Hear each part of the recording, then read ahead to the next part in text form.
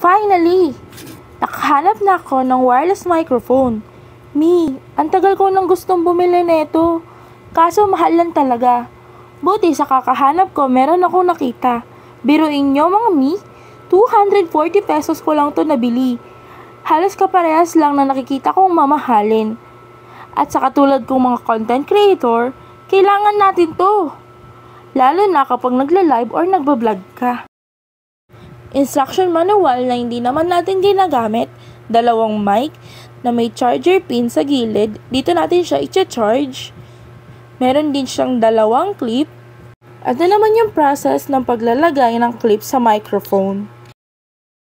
Meron din siyang Type-C terminal, iOS adapter, and kapag iOS users ka, ganito yung process. Ayan, ilalagay mo lang yung iOS adapter, then ready to go na. Ito yung boses ko kapag walang mic. Mahina yung boses ko at maraming distractions. Subukan naman natin tong lapel na pinadala sa akin galing siya Shopee. Ayan.